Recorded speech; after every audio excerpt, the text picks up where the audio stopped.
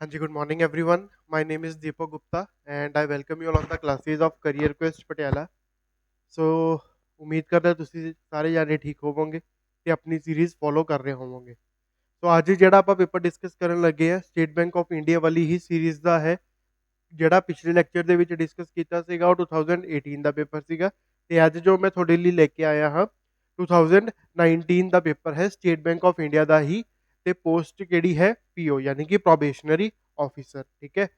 ਸੋ ਇਹ ਬੇਸਿਕਲੀ ਮੈਂ ਕਹਿਣਾ ਚਾਹੁੰਦਾ ਕਿ ਜੋ ਬੈਂਕਿੰਗ ਦਾ ਪੇਪਰ ਹੁੰਦਾ ਹੈ ਨਾ ਜੋ ਮੈਂ ਤੁਹਾਨੂੰ ਕਰਵਾ ਰਿਹਾ ਇਹ ਟੋਟਲੀ ਮੈਮਰੀ ਬੇਸਡ ਪੇਪਰ ਹੁੰਦਾ ਹੈ। ਐਵੇਂ ਨਹੀਂ ਹੈ ਕਿ ਬਿਲਕੁਲ ਐਗਜ਼ੈਕਟ ਚੀਜ਼ ਇਹ ਆਈ ਹੋਏਗੀ। ਠੀਕ ਹੈ। ਅਸੀਂ ਕਾਫੀ ਸਾਰੇ ਸਟੂਡੈਂਟਸ ਨੂੰ ਪਕੜਦੇ ਹਾਂ ਜੋ ਪੇਪਰ ਦੇ ਕੇ ਆਉਂਦੇ ਨੇ ਉਹਨਾਂ ਤੋਂ ਕੁਐਸਚਨ ਪੁੱਛਦੇ ਹਾਂ ਫਿਰ ਆਪਣੇ ਅਕੋਰਡਿੰਗ ਉਸ ਨੂੰ ਡਿਜ਼ਾਈਨ ਕਰ ਲੈਂਦੇ ਹਾਂ। ਠੀਕ ਹੈ। ਹਰ ਕੋਈ ਐਵੇਂ ਹੀ ਕਰਦਾ ਹੈ। ਠੀਕ ਹੈ। ਚਲੋ ਹੁਣ ਜ਼ਿਆਦਾ ਟਾਈਮ ਵੇਸਟ ਆਪਾਂ ਨਾ ਕਰਦੇ ਹੋਏ ਕੁਐਸਚਨ ਤੋਂ ਹੀ ਸਟਾਰਟ ਕਰਦੇ ਹਾਂ।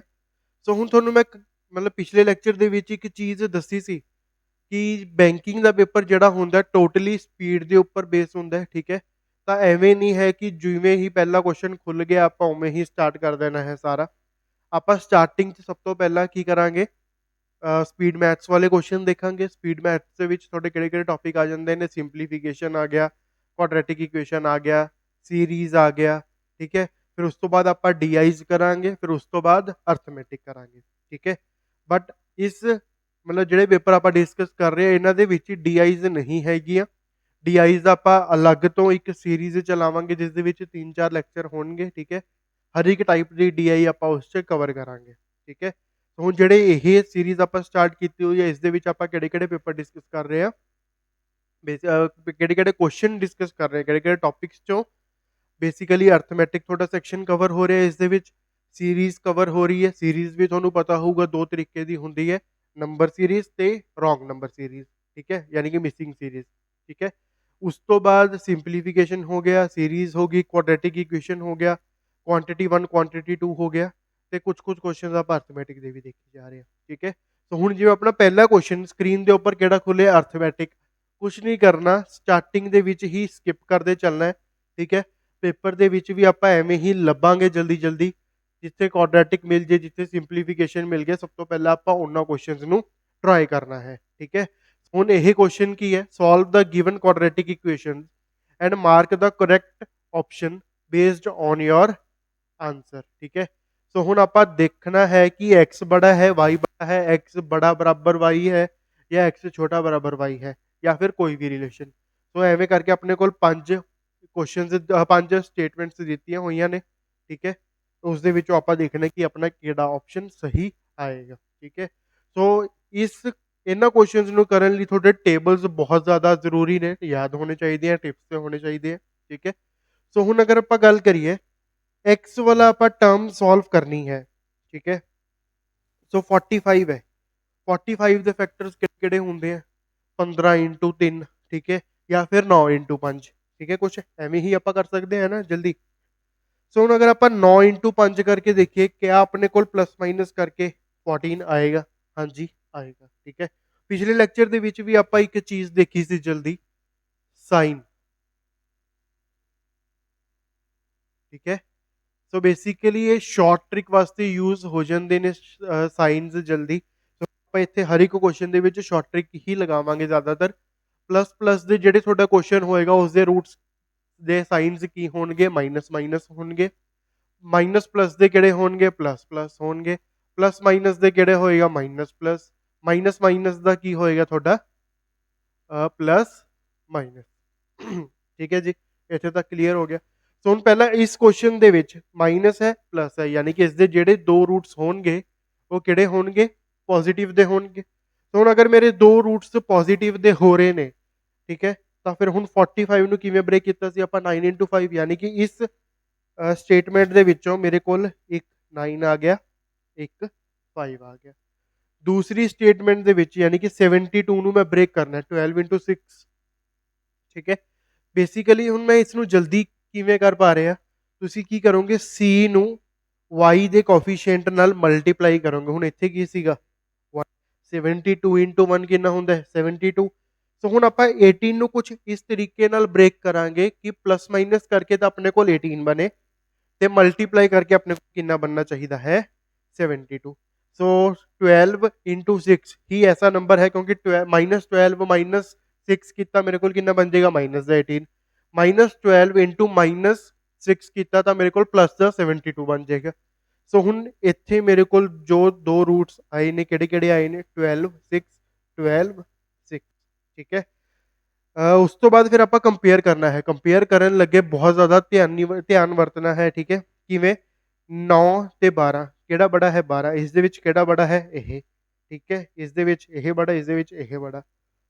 ਸੋ ਹੁਣ ਦੇਖਿਆ ਜਾਵੇ ਆਪਣਾ ਕੋਈ ਇੱਥੇ ਰਿਲੇਸ਼ਨ ਬਣ ਰਿਹਾ ਨਹੀਂ ਬਣ ਰਿਹਾ ਕਿਉਂ ਕਿਉਂਕਿ ਇੱਕ ਵਾਰ ਕੀ ਹੈ x ਬੜਾ ਆ ਗਿਆ ਇੱਕ ਵਾਰ ਛੋਟਾ ਆ ਗਿਆ ਤਾਂ ਫਿਰ ਆਪਾਂ ਆਪਸ਼ਨ ਕਿਹੜਾ ਟਿਕ ਲਗਾ ਦਾਂਗੇ ਈ ਆਪਸ਼ਨ ਠੀਕ ਹੈ ਕਿ ਜਾਂ ਤਾਂ x y ਦੇ ਬਰਾਬਰ ਹੋਊਗਾ ਸਾਨੂੰ ਨਹੀਂ ਪਤਾ ਜਾਂ ਫਿਰ ਕੋਈ ਰਿਲੇਸ਼ਨ ਨਹੀਂ ਹੈ ਠੀਕ ਹੈ ਜੀ। ਕੁਐਸਚਨ ਸਮਝ ਆ ਗਿਆ ਕੁਆਡਰੈਟਿਕ ਨੂੰ ਕਿਵੇਂ ਕਰਨਾ ਹੈ। ਚਲੋ ਨੈਕਸਟ ਕੁਐਸਚਨ ਫਿਰ ਉਸ ਤੋਂ ਬਾਅਦ ਸੋਲਵ ਦ ਗਿਵਨ ਕੁਆਡਰੈਟਿਕ ਇਕੁਏਸ਼ਨ ਉਹੀ ਇਕੁਏਸ਼ਨਸ ਹੈ ਸਾਰੀਆਂ। तो ਹੁਣ ਆਪਾਂ ਸੋਲਵ ਕਰਨਾ ਹੈ प्लस माइनस हर एक जगह लिखी जाओ ਤੁਸੀਂ ਇੱਕ ਵਾਰ ਕਾਪੀ ਤੇ ਲਿਖ ਲਓ ਮੈਂ ਬਾਰ-ਬਾਰ ਜਲਦੀ ਲਿਖੀ ਜਾਂਦਾ ਮਾਈਨਸ ਮਾਈਨਸ ਠੀਕ ਹੈ। ਤਾਂ ਹੁਣ ਇੱਥੇ ਕੀ ਹੈ ਪਲੱਸ ਯਾਨੀ ਕਿ ਤੁਹਾਡੇ ਜਿਹੜੇ ਦੋ ਰੂਟਸ ਆਣਗੇ ਉਹ ਮਾਈਨਸ ਦੇ ਹੋਣ ਤਾਂ ਹੁਣ 12 ਨੂੰ ਕਿਵੇਂ ਤੁਸੀਂ ਬ੍ਰੇਕ ਕਰ ਸਕਦੇ ਹੋ 12 ਨੂੰ ਤੇ प्लस माइनस करके 7 बने 4 ਹੋ ਜਾਏਗਾ 1 3 ਹੋ ਜਾਏਗਾ ਕਿਉਂਕਿ 4 3 ਦਾ ਕਿੰਨਾ ਹੁੰਦਾ 12 4 + 3 ਕਿੰਨਾ ਹੁੰਦਾ 7। ਸੋ ਇੱਥੋਂ ਮੈਨੂੰ ਪਤਾ ਚੱਲ ਗਿਆ ਕਿੰਨਾ ਹੈ 4 ਦੇ 3। ਐਵੇਂ ਹੀ ਜਲਦੀ ਆਪਾਂ ਇਸ ਨੂੰ ਬ੍ਰੇਕ ਕਰਾਂਗੇ 20 ਕਿਵੇਂ ਬਣੇਗਾ 10 × 2 ਜਾਂ 5 × 4 ਕਿਉਂਕਿ ਮੈਂ 5 + 4 ਵੀ ਕੀਤਾ ਮੇਰੇ ਕੋਲ ਕਿੰਨਾ ਬਣ ਜਾਏਗਾ 9 ਬਣ ਜਾਏਗਾ। ਤਾਂ ਹੁਣ ਇੱਥੇ ਤੁਹਾਡੇ ਜੋ ਰੂਟਸ ਆਣਗੇ ਪਹਿਲੀ ਗੱਲ ਤਾਂ ਮਾਈਨਸ ਦੇ ਆਣਗੇ ਫਿਰ ਉਸ ਤੋਂ ਬਾਅਦ ਜੋ ਦੂਸਰਾ ਆਏਗਾ -4 -5 ਕੰਪੇਅਰ ਕਰਨ ਲੱਗੇ ਮੈਂ ਤੁਹਾਨੂੰ ਇਹੀ ਤਰੀਕਾ ਰਿਕਮੈਂਡ ਕਰੂੰਗਾ ਕਿਉਂਕਿ ਇਸ 'ਚ ਗਲਤੀ ਹੋਣ ਦੇ ਚਾਂਸਿਸ ਬਹੁਤ ਘੱਟ ਨੇ ਠੀਕ ਹੈ। ਸੋ ਹੁਣ -4 ਦੇ -5 ਦੇ ਵਿੱਚੋਂ ਕਿਹੜਾ ਬੜਾ ਹੈ 4 ਬਰਾਬਰ ਠੀਕ ਹੈ। ਇਹ ਵੀ ਬੜਾ ਹੈ ਇਹ ਵੀ ਬੜਾ ਹੈ ਕਿਉਂਕਿ ਨੈਗੇਟਿਵ 'ਚ ਨੰਬਰ ਜਿੰਨਾ ਛੋਟਾ ਹੋਏਗਾ ਉਨਾ ਬੜਾ ਹੋਏਗਾ 0 ਦੇ ਨਜ਼ਦੀਕ ਹੋਏਗਾ। तो ਹੁਣ ਇਥੋਂ ਆਪਾਂ ਕੀ ਪਤਾ ਚੱਲਿਆ x ਜਾਂ ਤਾਂ ਬੜਾ ਹੈ ਜਾਂ ਫਿਰ ਬਰਾਬਰ ਹੈ। ਸੋ ਕਿਹੜਾ ਆਪਸ਼ਨ ਤੁਹਾਡਾ ਟਿਕ ਲੱਗ ਜਾਏਗਾ ਬੀ ਆਪਸ਼ਨ ਠੀਕ ਹੈ ਜੀ। ਸੋ ਕੁਆਡਰੈਟਿਕ 'ਚ ਆਪਾਂ ਜ਼ਿਆਦਾ ਟਾਈਮ ਵੇਸਟ ਨਹੀਂ ਕਰਨਾ ਜਲਦੀ ਕੁਐਸਚਨ ਕਰਦੇ ਚੱਲਣਾ ਹੈ। ਨੈਕਸਟ ਕੁਐਸਚਨ ਸੋ ਹੁਣ ਇੱਥੇ ਵੀ ਮਾਈਨਸ ਤੇ ਪਲੱਸ ਦਾ ਰੂਟਸ ਹੈ ਤਾਂ ਤੁਹਾਡੇ ਰੂਟਸ ਜਿਹੜੇ ਆਣਗੇ ਉਹ ਦੋਨੋਂ ਪੋਜ਼ਿਟਿਵ ਦੇ ਆਣਗੇ ਠੀਕ ਹੈ। ਹੁਣ ਇਸ ਕੁਐਸਚਨ ਦੇ ਵਿੱਚ ਤੁਸੀਂ ਛੋਟਾ ਜਿਹਾ ਧਿਆਨ ਰੱਖਣਾ ਹੈ ਉਹ ਹੁਣ ਮੈਂ ਤੁਹਾਨੂੰ ਦੱਸਦਾ ਕਿਵੇਂ 45 ਨੂੰ ਤੁਸੀਂ 2 ਨਾਲ ਮਲਟੀਪਲਾਈ ਕੀਤਾ ਤੁਹਾਡਾ ਕਿੰਨਾ ਆ ਜਾਏਗਾ 90 ਠੀਕ ਹੈ। ਸੋ ਹੁਣ 19 ਨੂੰ ਤੁਸੀਂ ਇਸ ਤਰੀਕੇ ਦੇ ਨਾਲ ਬ੍ਰੇਕ ਕਰਨਾ ਹੈ कि थोड़ा प्लस माइनस करके 19 बने मल्टीप्लाई करके कितना बने 90 इजी है बहुत ज़्यादा कितना आ जाएगा 10 9 जनरली स्टूडेंट्स की करते हैं इत्थे तक करके छड़ जाते हैं बट यह 2 नाल आपां की करांगे इसनू डिवाइड फिर जाके अपना जो फाइनल है रूट आएगा।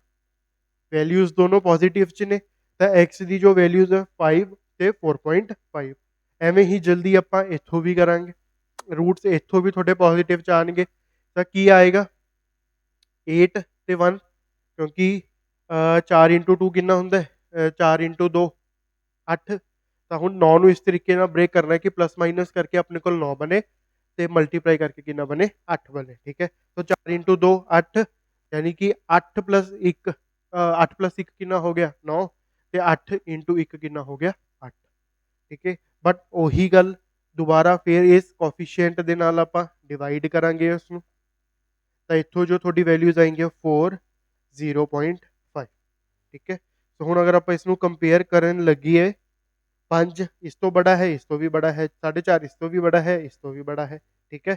ਤਾਂ ਜੋ ਤੁਹਾਡਾ x ਹੈ ਉਹ ਹਮੇਸ਼ਾ y ਤੋਂ ਬੜਾ ਹੈ ਤੁਸੀਂ ਇਹ ਆਪਸ਼ਨ ਟਿਕ ਲਗਾ ਦੋਗੇ ਠੀਕ ਹੈ ਜੀ। ਸਮਝ ਆ ਗਿਆ ਕੁਆਡਰੈਟਿਕ ਇਕੁਏਸ਼ਨ ਕਿਵੇਂ ਕਰਦੇ ਆ। ਚਲੋ ਨੈਕਸਟ ਕੁਐਸਚਨ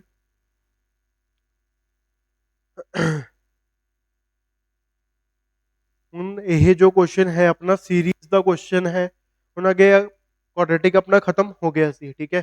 ਬਾਈ ਚਾਂਸ ਇੱਥੇ ਸੀਰੀਜ਼ ਨਾ ਆਂਦਾ ਅਰਥਮੈਟਿਕ ਦਾ ਕੁਐਸਚਨ ਆ ਜਾਂਦਾ ਤੁਸੀਂ ਅਰਥਮੈਟਿਕ ਦੇ ਕੁਐਸਚਨ ਨੂੰ ਸਕਿਪ ਕਰਕੇ ਪਹਿਲਾਂ ਸੀਰੀਜ਼ ਦਾ ਕੁਐਸਚਨ ਕਰੋਗੇ ਜਾਂ ਸਿੰਪਲੀਫਿਕੇਸ਼ਨ ਦਾ ਕਰੋਗੇ ਠੀਕ ਹੈ। ਸੋ ਹੁਣ ਇਸ ਦੇ ਵਿੱਚ ਆਪਾਂ ਪੈਟਰਨ ਡੀਕੋਡ ਕਰਨ ਦੀ ਕੋਸ਼ਿਸ਼ ਕਰਦੇ ਹਾਂ। ਸੋ ਜਦੋਂ ਮਤਲਬ ਤੁਹਾਨੂੰ ਪਿਛਲੇ ਲੈਕਚਰ ਦੇ ਵਿੱਚ ਵੀ ਦੱਸਿਆ ਹੈ ਕਿ ਤੁਸੀਂ ਸਾਰੇ ਦਾ ਸਾਰਾ ਕੁਐਸਚਨ ਨਹੀਂ ਲਿਖਣਾ, ਠੀਕ ਹੈ। ਤੁਸੀਂ ਕੁਐਸਚਨ ਨਹੀਂ ਲਿਖਣਾ, ਸਿੱਧਾ ਸੀਰੀਜ਼ ਦਾ ਮਤਲਬ ਜੋ ਵੀ ਤੁਹਾਡਾ ਪੈਟਰਨ ਹੈ ਉਹ ਲਿਖ ਦੋਗੇ, ਹੈ ਨਾ। ਜੋ ਵੀ ਤੁਹਾਡੀ ਕੰਡੀਸ਼ਨ ਲੱਗ ਰਹੀ ਹੈ ਸੀਰੀਜ਼ ਦੇ ਵਿੱਚ, ਕੋਡ ਲੱਗ ਰਿਹਾ ਹੈ 200, 197, 185,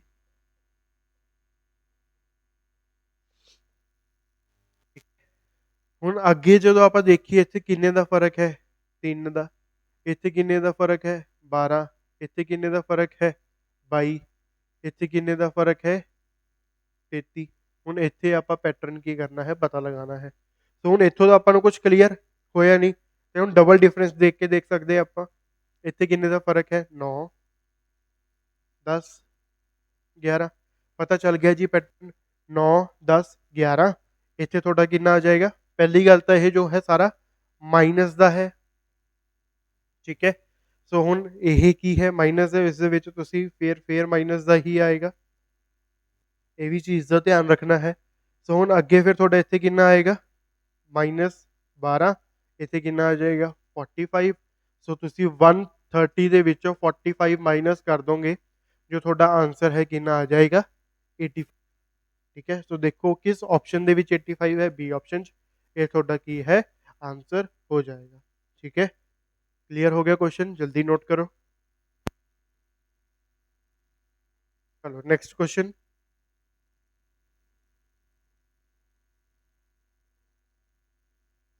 what will come in place of question mark, वही सीरीज वाला क्वेश्चन है।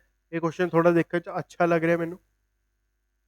ਹੁਣ ਇਸ ਦੇ ਵਿੱਚ ਕੀ ਹੈ, ਕੁਝ ਮਲਟੀਪਲਾਈ ਡਿਵਾਈਡ ਹੋ ਸਕਦਾ ਹੈ, ਕਿਉਂਕਿ ਨੰਬਰ ਕੀ ਹੈ, ਪਹਿਲਾਂ ਘਟ ਗਿਆ, ਫਿਰ ਨੀਅਰ ਅਬਾਊਟ ਸੇਮ ਜਾ ਰਿਹਾ, ਫਿਰ ਕੁਝ ਮਲਟੀਪਲਾਈ ਹੋ ਗਿਆ ਹੋਣਾ, ਫਿਰ ਕੁਝ ਮਲਟੀਪਲਾਈ, ਠੀਕ ਹੈ। ਸੋ ਹੁਣ ਅਗੇਨ मैं क्यों भूल जाना बार बार 15, 8, 9, 15, 32 क्वेश्चन मार्क। सो ਹੁਣ 15 ਦਾ ਹਾਫ ਕਿੰਨਾ ਹੁੰਦਾ ਹੈ, ਤੁਹਾਨੂੰ ਪਤਾ ਹੋਣਾ ਚਾਹੀਦਾ ਹੈ, 7.5। 7.5 ਦੇ ਵਿੱਚ ਅਗਰ ਮੈਂ ਹਾਫ ਜੋੜਦਾ ਤਾਂ ਇੰਨਾ ਹੀ ਹੋਊਗਾ, ਠੀਕ ਹੈ। ਫਿਰ 8 ਨੂੰ ਅਗਰ ਮੈਂ 1 ਨਾਲ ਮਲਟੀਪਲਾਈ ਕਰੂੰਗਾ 8 ਹੀ ਰਹੇਗਾ, ਪਲੱਸ 1 ਕਰਦਾ ਕਿੰਨਾ ਹੋ ਗਿਆ, 9। ਫਿਰ इंटू 1.5 यानी कि 13.5, 13.5 ਚ 1.5 ਜੋੜਤਾ ਕਿੰਨਾ ਹੋ ਗਿਆ, ਫਿਰ ਇੰਟੂ 2 ਪਲੱਸ 2। ਸੋ ਹੁਣ ਤੁਸੀਂ ਦੱਸੋ ਅੱਗੇ ਕਿੰਨਾ ਆਣਾ ਚਾਹੀਦਾ, ਅੱਧਾ, 1, 1.5, 2, 2.5 ਆਏਗਾ। ਸੋ 2.5 ਦੇ ਨਾਲ ਮਲਟੀਪਲਾਈ ਕਰਕੇ 2.5 ਉਸ ਦੇ ਵਿੱਚ ਕੀ ਕਰ ਦੋ, ਐਡ ਕਰ ਦੋ। ਹੁਣ 2.5 ਨੂੰ ਨਾਲ ਆਪਾਂ 32 ਨੂੰ ਮਲਟੀਪਲਾਈ ਕਿਵੇਂ ਕਰਾਂਗੇ, 32 ਨੂੰ 2 ਨਾਲ ਕੀਤਾ 64, ਅੱਧਾ ਹੋਰ ਚਾਹੀਦਾ ਹੈ 32 ਦਾ, 16, 80। 80 ਦੇ ਵਿੱਚ ਤੁਸੀਂ ਕੀ ਕਰੋ, 2.5 ਜੋੜ ਦਿਓ, ਠੀਕ ਹੈ। ਸੋ ਤੁਹਾਡਾ ਆਂਸਰ ਕਿੰਨਾ ਹੋ ਜਾਏਗਾ, 82.5, ठीक है जी। क्लियर हो गया, तो आंसर थोड़ा डी ऑप्शन। चलो नेक्स्ट क्वेश्चन।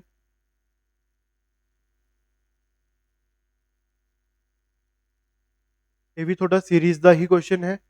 ਸੋ ਹੁਣ ਇਹ ਦੇਖੋ, ਇਸ ਦੇ ਵਿੱਚ ਤਾਂ ਬਹੁਤ ਕਲੀਅਰਲੀ ਵਿਜ਼ੀਬਲ ਹੈ, 5 ਨੂੰ ਮੈਂ 30 ਬਣਾਉਣਾ ਹੈ, ਕਿੰਨੇ ਨਾਲ ਮਲਟੀਪਲਾਈ ਕਰਨਾ ਪਏਗਾ, 5 ਨੂੰ 30 ਬਣਾਉਣਾ ਹੈ, ਕਿੰਨੇ ਨਾਲ ਮਲਟੀਪਲਾਈ ਕਰਨਾ ਪਏਗਾ, 6 ਨਾਲ, ਠੀਕ ਹੈ, ਇੰਟੂ 6।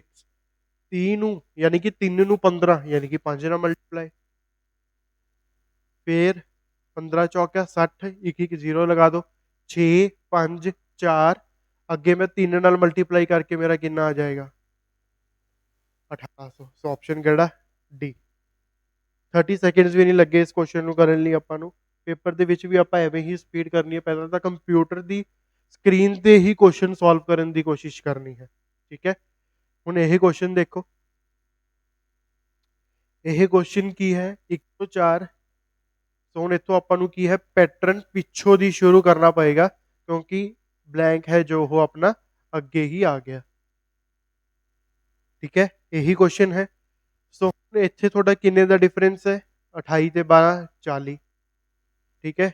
ਫਿਰ ਅੱਗੇ 12 ਤੇ 20, 32, ਫਿਰ ਅੱਗੇ 24। ਸੋ ਹੁਣ ਮੈਨੂੰ ਲੱਗਦਾ ਨਹੀਂ ਕੋਈ ਜ਼ਰੂਰਤ ਹੈ ਮੈਨੂੰ ਦੱਸਣ ਦੀ, 40, 32, 24 ਕਿਹੜੇ ਟੇਬਲ ਤੇ ਜਾਂਦੇ ਨੇ ਸਾਰੇ, 8 ਦੇ ਟੇਬਲ ਤੇ, ਯਾਨੀ ਕਿ 8 ਦਾ ਟੇਬਲ ਹੀ ਚੱਲ ਰਿਹਾ, ਸੋ ਇੱਥੇ ਕਿੰਨਾ ਆ ਜਾਏਗਾ 16। ਸੋ ਹੁਣ ਤੁਸੀਂ ਇੱਕ ਚੀਜ਼ ਦਾ ਧਿਆਨ ਰੱਖਣਾ ਹੈ ਕਿ ਦੇਖਣਾ ਹੈ 16 ਮਾਈਨਸ ਹੋਏਗਾ ਜਾਂ ਫਿਰ ਪਲੱਸ ਹੋਏਗਾ। ਸੋ ਹੁਣ ਇੱਥੇ ਕੀ ਸੀਗਾ, ਮਾਈਨਸ ਹੋ ਰਿਹਾ ਸੀ, ਇੱਥੇ ਕੀ ਹੋ ਰਿਹਾ ਸੀ ਜੀ, ਆਪਾਂ ਅਗਰ ਉਲਟੀ ਸ਼ੁਰੂ ਕੀਤੀ ਤਾਂ ਮਾਈਨਸ ਹੀ ਹੋਏਗਾ ਨਾ, ਠੀਕ ਹੈ, ਮਾਈਨਸ प्लस हो गया, फिर माइनस हो गया, हुण यह की है प्लस हो जाएगा। सो 96 प्लस 16 कितना हो गया 112। सो हुण तुहाडे अकॉर्डिंग इत्थे कितना आना चाहिए -8। सो 112 दे विचों मैंने -8 करता तो मेरे को आंसर कितना आ गया 104। सो 104 ने सॉरी 112, 104 का आपां वेरीफाई किया है। तो 112 अपना किहड़ा ऑप्शन दे विच है, ए ऑप्शन दे विच। सो इस क्वेश्चन का आंसर अपना किहड़ा हो जाएगा, ए ऑप्शन। ठीक है जी, क्लियर हो गया ये क्वेश्चन भी। चलो अर्थमैटिक आ गया, ठीक है, अर्थमैटिक बिल्कुल लास्ट ਦੇ ਵਿੱਚ करना है। अगर बचे ही सारे अर्थमैटिक फिर तो ਆਪਾਂ ਨੂੰ अर्थमैटिक सेक्शन शुरू करना ही पएगा। ठीक है, तो ਮੈਨੂੰ लगदा ਹੁਣ ਆਪਣੇ अर्थमैटिक ही बचे हैं बस।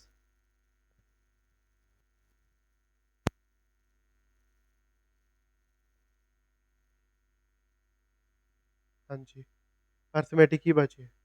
सो ਹੁਣ ਤੁਸੀਂ ਦੁਬਾਰਾ ਫੇਰ ਪਹਿਲੇ ਕੁਐਸਚਨ ਤੇ ਹੀ ਪਹੁੰਚ ਜਾਓ ਚਾਹੇ, ਜਾਂ ਅਗਰ ਵਿੱਚੋਂ ਕਰਨਾ ਚਾਹੁੰਦੇ ਹੋ ਜਿਸ ਕੁਐਸਚਨ ਜਾਂ ਜਿਸ ਟੌਪਿਕ ਦੇ ਵਿੱਚ ਤੁਹਾਡੀ ਗ੍ਰਿਪ ਅੱਛੀ ਹੈ ਉਵੇਂ ਤੁਸੀਂ ਕਰ ਸਕਦੇ ਹੋ। ਚਲੋ ਹੁਣ ਆਪਾਂ ਪਹੁੰਚ ਗਏ ਜੀ ਸਭ ਤੋਂ ਪਹਿਲੇ ਕੁਐਸਚਨ ਤੇ। ਪਹਿਲਾ ਕੁਐਸਚਨ ਜੋ ਹੈ ਆਪਣਾ ਪ੍ਰੋਫਿਟ ਐਂਡ ਲਾਸ ਚੈਪਟਰ ਦਾ ਹੈ। ਠੀਕ ਹੈ, 1 ਮਿੰਟ ਹੈ ਤੁਹਾਡੇ ਕੋਲ ਸੋਲਵ ਕਰਨ ਨੂੰ, ਟਰਾਈ ਕਰਕੇ ਦੇਖੋ।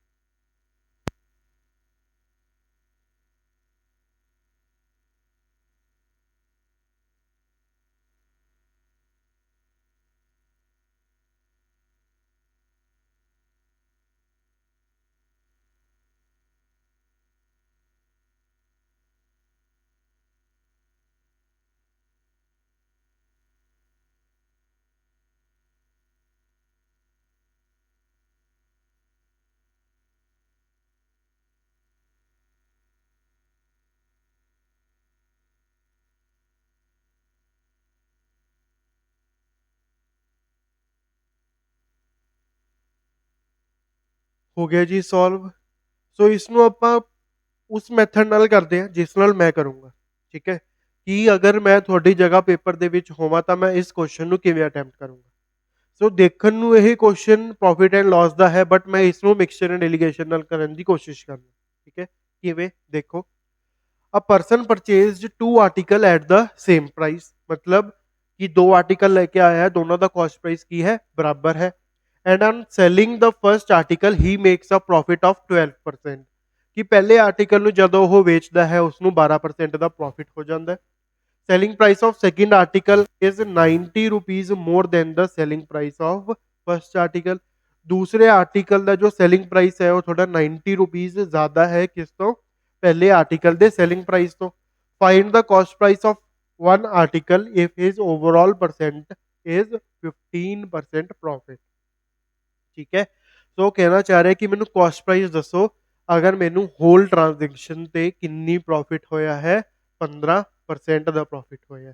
ਠੀਕ ਹੈ, ਸੋ ਜਿਸ ਨੇ ਮਿਕਸਚਰ ਐਲੀਗੇਸ਼ਨ ਕੀਤਾ ਉਹ ਬੇਸਿਕਲੀ ਕਿਵੇਂ ਕਰੇਗਾ, ਤੁਹਾਨੂੰ ਇੱਕ ਪ੍ਰੋਫਿਟ ਪਰਸੈਂਟ ਗਿਵਨ ਹੈ, ਕਿੰਨਾ ਪ੍ਰੋਫਿਟ ਪਰਸੈਂਟ ਗਿਵਨ ਹੈ, ਪਹਿਲਾ फर्स्ट आर्टिकल ਦਾ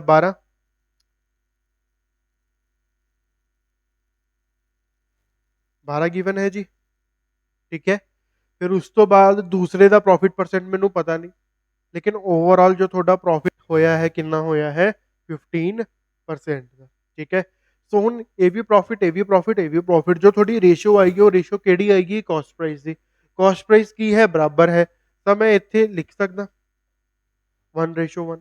ਠੀਕ ਹੈ, ਸੋ ਬੜੇ ਦੇ ਵਿੱਚੋਂ ਆਪਾਂ ਛੋਟਾ ਮਾਈਨਸ ਕਰਾਂਗੇ ਤਾਂ ਹੁਣ ਜੋ 15 ਆ ਉਹ 12 ਤੇ x ਦੇ ਵਿੱਚ ਲਾਈ ਕਰਦਾ ਹੋਊਗਾ ਨਾ, ਦੈਟ ਮੀਨਸ x ਤੁਹਾਡਾ ਵੱਡਾ ਹੋਏਗਾ, ਤਾਂ ਆਪਾਂ ਬੜੇ ਦੇ ਵਿੱਚੋਂ ਛੋਟਾ ਮਾਈਨਸ ਕੀਤਾ, ਫਿਰ ਬੜੇ ਦੇ ਵਿੱਚੋਂ ਛੋਟਾ ਮਾਈਨਸ ਕੀਤਾ, ਜੋ ਤੁਹਾਡੇ ਕੋਲ ਵੈਲਿਊ ਹੈ ਕਿੰਨੀ ਆ ਜਾਏਗੀ 1/1।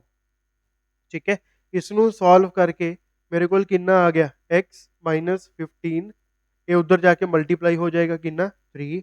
तो थोड़े कोल x की वैल्यू कितनी आ गई 18%। इत्थे तक पता चल गया।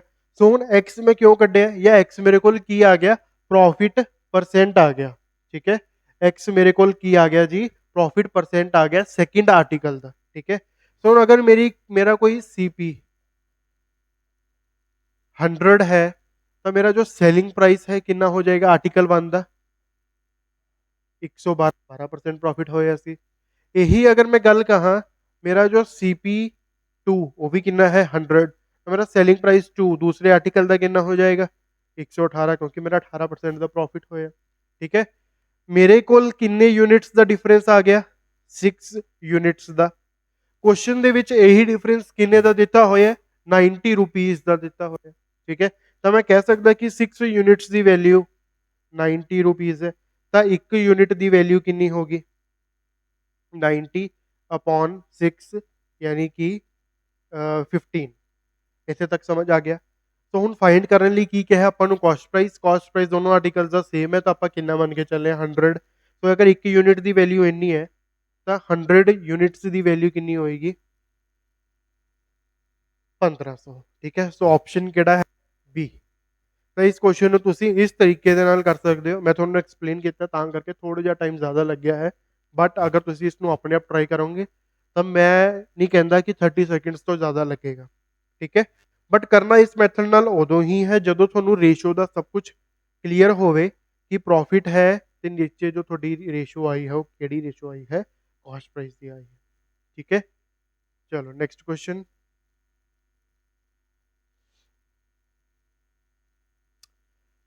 ਸੋ ਹੁਣ ਤਾਂ ਆਪਣੇ ਵੈਸੇ ਵੀ ਆਈ ਥਿੰਕ ਅਰਥਮੈਟਿਕ ਦੇ ਕੁਐਸਚਨ ਹੀ ਰਹਿ ਗਏ। ਸੋ ਹੁਣ ਤੁਸੀਂ ਜਿਵੇਂ ਮਰਜ਼ੀ ਜਦੋਂ ਮਰਜ਼ੀ ਜਿਹੜਾ ਮਰਜ਼ੀ ਕੁਐਸਚਨ ਕਰ ਸਕਦੇ ਹੋ।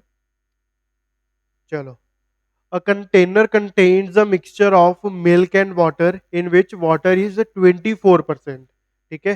सो अगर मैं मान के चला मेरे को कितना लीटर वाटर है 100 लीटर, ठीक है। उसके विच 24% की है मेरे को वाटर, ठीक है।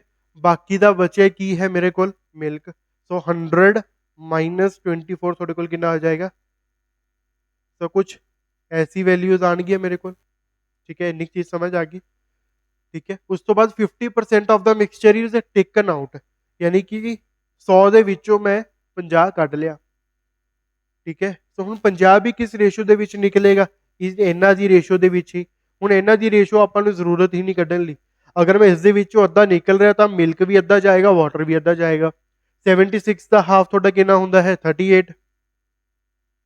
ਫਿਰ ਉਸ ਤੋਂ ਬਾਅਦ ਮਿਲਕ ਦਾ ਹਾਫ ਤੁਹਾਡਾ ਕਿੰਨਾ ਹੋ ਜਾਏਗਾ 24 ਦਾ ਅੱਧਾ 12। ਇਹ ਚੀਜ਼ ਵੀ ਪਤਾ ਚੱਲ ਗਈ। ਇੰਨਾ ਮੈਂ ਵਿਡਰॉ ਕਰ ਲਿਆ, ਠੀਕ ਹੈ। ਤੇ ਉਸ ਤੋਂ ਬਾਅਦ ਫਿਰ ਮੈਨੂੰ ਕੀ ਕਿਹਾ ਹੈ 50% of the mixture is taken out in which water is 78 litre less than the milk, ਠੀਕ ਹੈ। ਇੱਥੇ ਤੁਹਾਡਾ ਕਿੰਨੇ ਯੂਨਿਟਸ ਦਾ ਫਰਕ ਹੈ 26 ਯੂਨਿਟਸ ਦਾ ਫਰਕ ਹੈ, ਠੀਕ ਹੈ। ਕੁਐਸਚਨ ਦੇ ਵਿੱਚ ਇਹੀ 26 ਦੀ ਵੈਲਿਊ ਤੁਹਾਨੂੰ ਕਿੰਨੀ ਦਿੱਤੀ ਹੋਈ ਹੈ 78 ਲੀਟਰ। ਇੱਥੇ ਤੱਕ ਸਮਝ ਆ ਗਿਆ। then the remaining quantity of the milk in the container is, ਸੋ ਅਗਰ 26 ਯੂਨਿਟ ਦੀ ਵੈਲਿਊ ਇੰਨੀ ਹੈ ਤਾਂ 1 ਯੂਨਿਟ ਦੀ ਵੈਲਿਊ ਤੁਹਾਡੀ ਕਿੰਨੀ ਹੋ ਜਾਏਗੀ 78 upon 6 26 ਕਿੰਨਾ ਆ ਜਾਏਗਾ 3 ਲੀਟਰ। 1 ਯੂਨਿਟ ਦੀ ਵੈਲਿਊ ਕਿੰਨੀ ਹੋਗੀ 3 ਲੀਟਰ। ਟੋਟਲ 76 ਸੀ, 76 ਦੇ ਵਿੱਚੋਂ ਆਪਾਂ ਕੀ ਕੀਤਾ 38 ਵਿਡਰॉ ਕਰ ਲਿਆ। 38 ਲੀਟਰ ਕੀ ਕੀਤਾ ਮਾਈਨਸ ਕੀਤਾ, ਸੋ 16 इसको थोड़ा जो कितना आ जाएगा 38 लीटर। 38 लीटर आ गया। सो हुन 38 लीटर है, इत्थे 1 यूनिट की वैल्यू कितनी है 3 लीटर।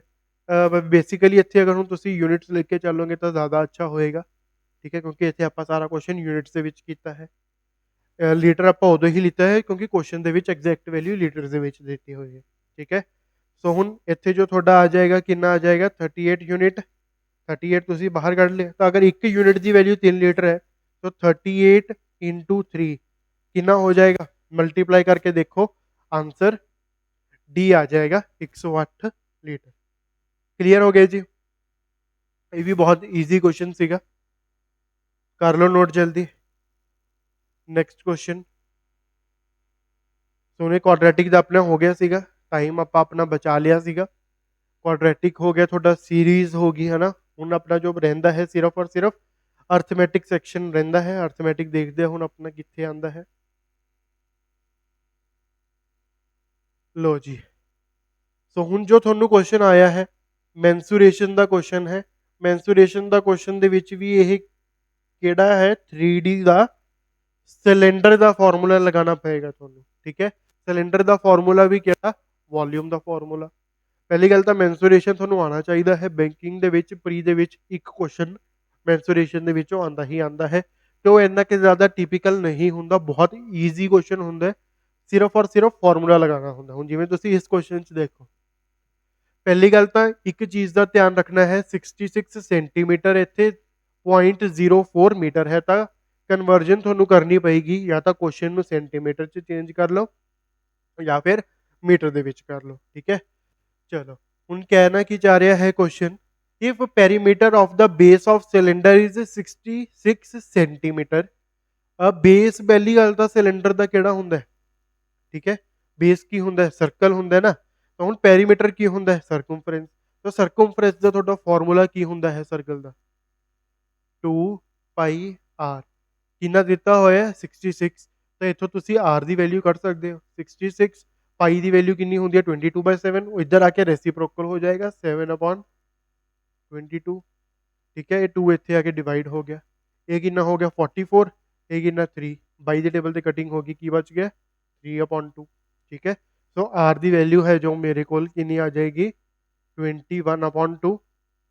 ਇਸ ਨੂੰ ਐਵੇਂ ਹੀ ਲਿਖ ਲਓ, ਠੀਕ ਹੈ। ਇਸ ਦੇ ਵਿੱਚ ਆ ਗਈ ਇਹ ਸੈਂਟੀਮੀਟਰ, ਠੀਕ ਹੈ। ਸੋ ਹੁਣ ਨਾਲ ਹੀ ਮੈਂ ਕੀ ਕਰੂੰਗਾ, then find the volume of cylinder if the height of cylinder is 0.04 metre. Height ਨੂੰ ਵੀ ਤੁਸੀਂ ਸੈਂਟੀਮੀਟਰ ਚ ਕਨਵਰਟ ਕਰ ਲਓ। ਹਾਈਟ ਕਿੰਨੀ ਦਿੱਤੀ ਹੋਈ ਹੈ ਤੁਹਾਨੂੰ ਮੀਟਰ ਦੇ ਵਿੱਚ, ਅਗਰ ਮੈਨੂੰ ਸੈਂਟੀਮੀਟਰ ਦੇ ਵਿੱਚ ਚਾਹੀਦੀ ਤਾਂ ਮੈਂ 100 ਨਾਲ ਮਲਟੀਪਲਾਈ ਕਰ ਦੂੰਗਾ। ਤਾਂ ਜਦੋਂ ਮੈਂ 100 ਨਾਲ ਮਲਟੀਪਲਾਈ ਕੀਤਾ, ਮੇਰੇ ਕੋਲ ਹਾਈਟ ਕਿੰਨੀ ਆ ਗਈ 4 ਸੈਂਟੀਮੀਟਰ। ਇੱਥੇ ਤੱਕ ਕਲੀਅਰ ਹੋ ਗਿਆ। ਹਾਈਟ ਮੇਰੇ ਕੋਲ ਕਿੰਨੀ ਆ ਗਈ 4 ਸੈਂਟੀਮੀਟਰ, ਆਰ ਕਿੰਨਾ ਹੈ 21/2, ਠੀਕ ਹੈ ਜੀ। तो उस तो बाद ਹੁਣ ਅਗਰ ਮੈਂ ਦੇਖਾਂ ਮੇਰਾ ਵੋਲਿਊਮ ਸਿਲੰਡਰ ਦਾ ਫਾਰਮੂਲਾ ਕੀ ਹੁੰਦਾ ਹੈ, ਪਾਈ ਆਰ ਸਕੁਆਇਰ ਐਚ। तो ਹੁਣ ਇਹ ਵੈਲਿਊਜ਼ ਪੁੱਟ ਕਰੋ, ਤੁਹਾਡਾ ਆंसर ਆ ਜਾਏਗਾ, ठीक है। करके देखो,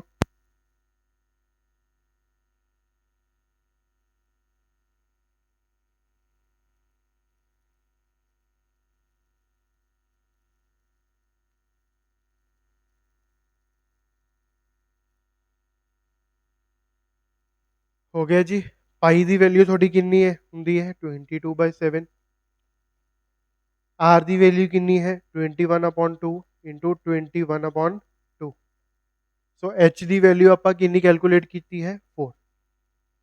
ਸੋ 4 ਤੁਹਾਡਾ ਕੱਟ ਜਾਏਗਾ, 2 2 ਦਾ 4, 4 4 ਕੱਟ ਗਿਆ।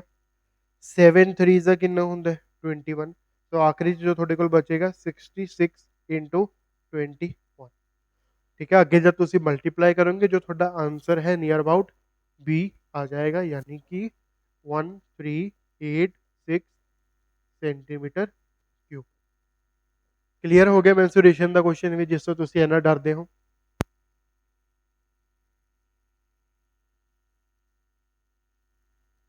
चलो जी नेक्स्ट क्वेश्चन।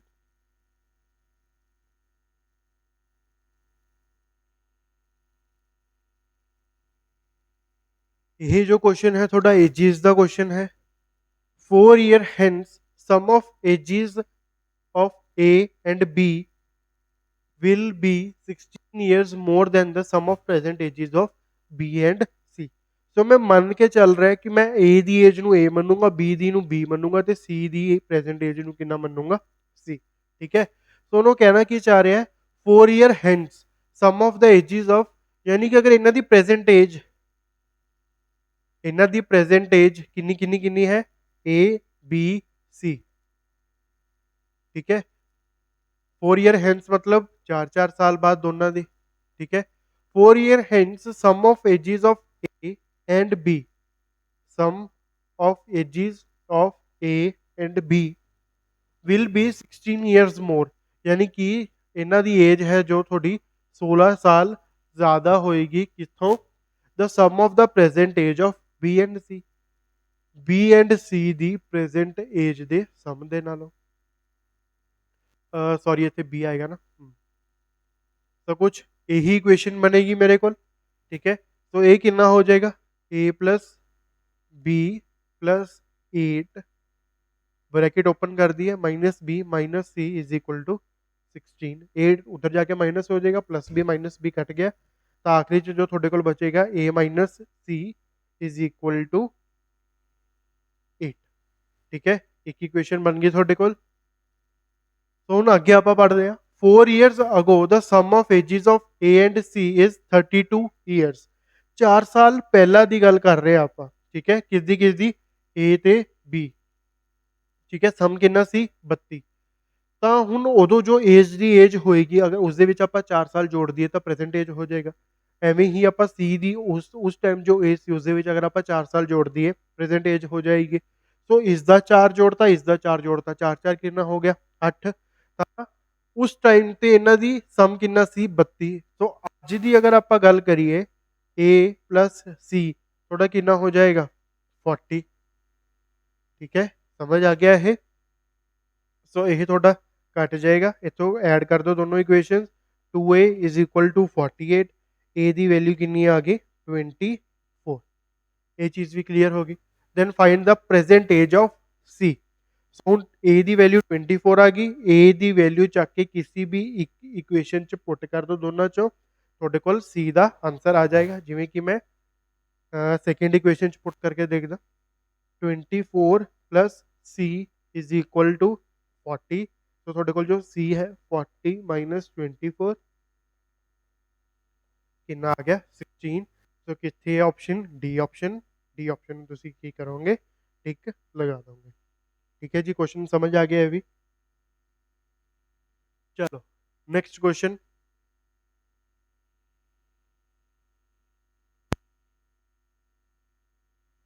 अगेन ਇਹ ਜੋ क्वेश्चन है थोड़ा मेंसुरेशन ਦਾ ਹੀ क्वेश्चन है। the perimeter of a triangle is equal to perimeter of rectangle। ਸੋ ਇਸ ਲਾਈਨ ਨੂੰ ਤੁਸੀਂ ਧਿਆਨ ਦੇ ਵਿੱਚ ਰੱਖਣਾ ਹੈ ਕਿ ਜੋ ਪੈਰੀਮੀਟਰ ਦਾ ਟ੍ਰਾਇੰਗਲ ਹੈ ਉਹ ਤੁਹਾਡਾ ਕਿਸ ਦੇ ਬਰਾਬਰ ਹੈ, perimeter of triangle is equal to perimeter of rectangle। ठीक है, so length of rectangle is 75% of the side of a square and basically कहना की चाह रहे हैं जो थोड़ी लेंथ है रेक्टेंगल दी वो 75% है किस दे पर किथों दी साइड ऑफ अ स्क्वायर तो। ठीक है, फिर आगे ratio of length to breadth of a rectangle is 3:2। if difference between the perimeter of the square and that of the rectangle is 36 centimetre. ठीक है, तो ਉਹਨੇ ਕੁਐਸਚਨ ਨੂੰ ਸਟਾਰਟ ਮੈਂ ਕਿਵੇਂ ਕਰੂੰਗਾ, ਮੈਨੂੰ ਨਾ ਸਕੁਅਰ ਦੀ ਸਾਈਡ ਲੈਟ ਕਰਨੀ ਪਏਗੀ। ਠੀਕ ਹੈ, ਤਾਂ ਲੈਟ ਇਸ ਅਕੋਰਡਿੰਗ ਕਰੂੰਗਾ ਕਿ ਉਸ ਤੋਂ ਬਾਅਦ ਜੋ ਮੈਂ 75% ਕੱਢੂੰਗਾ ਨਾ ਰੈਕਟੈਂਗਲ ਦੀ ਲੈਂਥ ਦਾ, ਤਾਂ ਕੁਝ ਵੈਲਿਊ ਸਿਮਿਲਰ ਜੀ ਆਵੇ ਇਸ ਰੇਸ਼ੋ ਦੇ। ਠੀਕ ਹੈ, ਤਾਂ ਹੁਣ ਮੰਨ ਕੇ ਚੱਲ ਸਕਦੇ ਹੋ ਕਿ ਮੈਂ ਸਕੁਅਰ ਦੀ ਲੈਟ लेंथ नहीं आएगा, इतने साइड आएगा।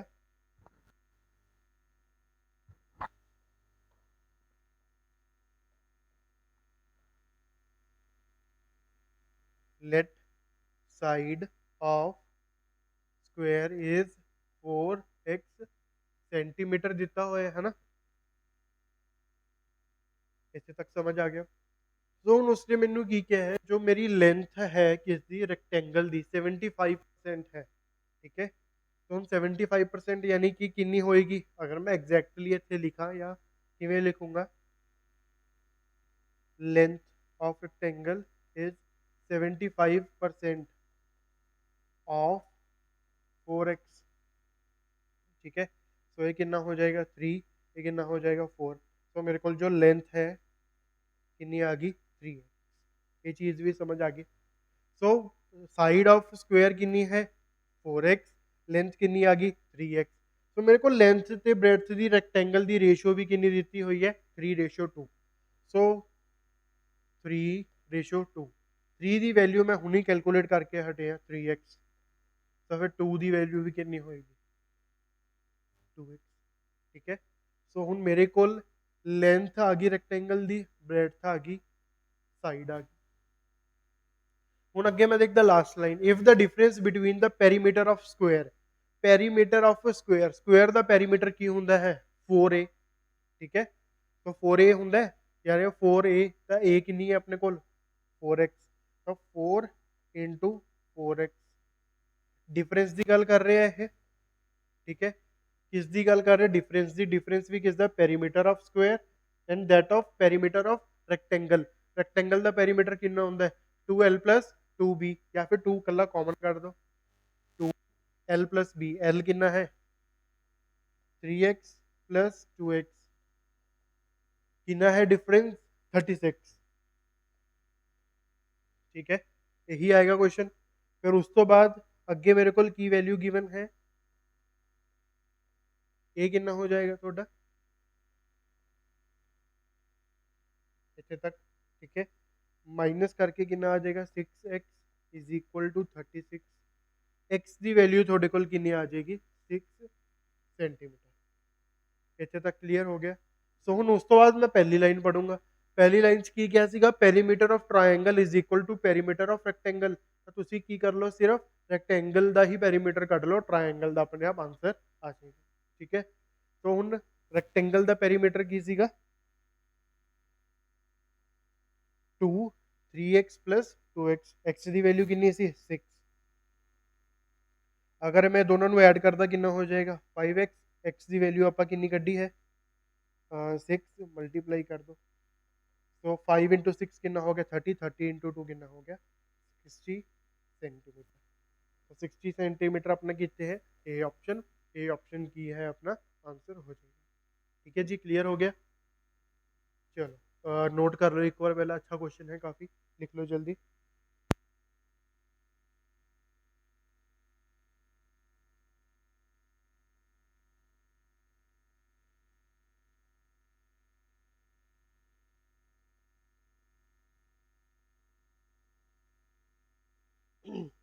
चलो जी, next question.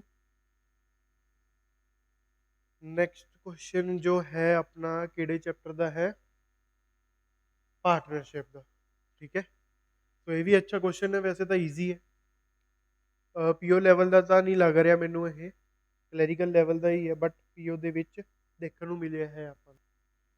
A invested rupees X in a scheme, ठीक है, after 6 months B joined him with 4,000 more than that of A। ठीक है, A ने कितना पैसा लगाया?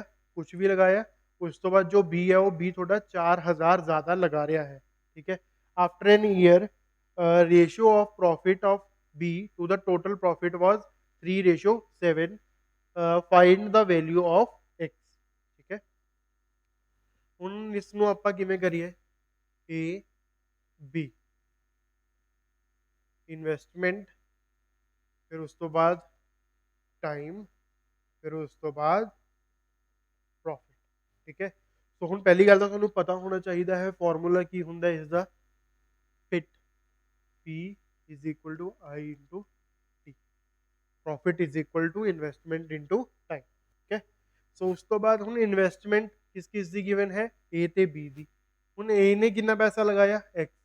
ठीक है, 6 महीने बाद कौन आया? बी। बी ने कितना पैसा लगाया? ए तो 4,000 ज्यादा। इत्थे तक समझ आ गया? ठीक है, आफ्टर एन ईयर मतलब 1 साल का थोड़ा ये बिजनेस चलिया है।